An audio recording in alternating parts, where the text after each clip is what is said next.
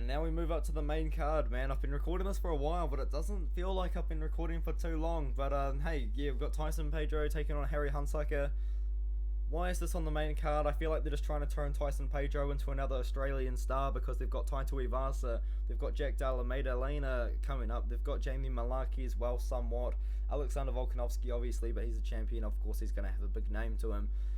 And yeah, it's on the main card of a pay-per-view. I don't really know why. I feel like there could have been a much better fight to put on this card. Like, I know we've got 3 amazing fights and then 1 pretty good fight, but like, you know, if you're going to charge Americans $75 for a pay-per-view, you can't just put Tyson Pedro versus Harry Hunsucker in the first leg. Like, come on, man. Like, oh, this is just sad, man. It's just sad. Like, why is the UFC doing this? But anyway, Tyson Pedro, he's gonna win by KO probably. Harry Hunsucker got knocked out by Taito Ivasa on short notice. It is what it is. But then he got knocked out by Justin Tuffer, where Justin Tuffer was having success in the grappling exchanges. That was a weird fight. But yeah, Justin Tuffer ended up knocking him out with a head kick as well. But that's Justin Tuffer. I rate Justin Tuffer a lot higher than I think most people do. But yeah, he got knocked out by Jared Vandeera as well. And that's not a good look either. Like, yeah, Tyson Pedro's come back after about 3 years off, destroyed EK Villanueva. EK Villanueva was brought into the UFC just to get destroyed pretty much. I think he went like 1-5, 1-6 in his run. Yeah, that was just a setup fight for Pedro. This is another one. Harry Hunsucker, yeah, lost to 2 Australians in a row, about to make it 3.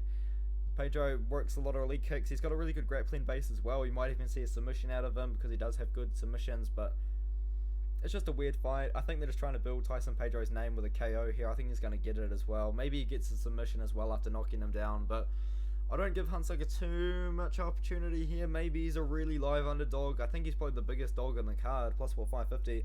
Maybe it's worth it, because Hunsucker does have power. MMA Guru kept going on about how fast his hands were, so maybe that's something there. But he's going to be cutting weight, and he's already been chinned twice in the UFC. Like, it's just a weird fight that I think Tyson Pedro should win. If Hunsucker wins, good for him. He just saved his career. But I think Tyson Pedro's a guy that UFC's trying to build the name of, because I think they're going to be, okay, conspiracy theory, I think they're going to be trying to go to Australia in 2023. I think early next year they're going to try and go to Australia. They're going to put Tyson Pedro on the card, Jamie Malaki on the prelims. They're going to put Jack Della Maddalena on the main card. They're going to have Alexander Volkanovski headlining it against, probably for the 155 belt potentially.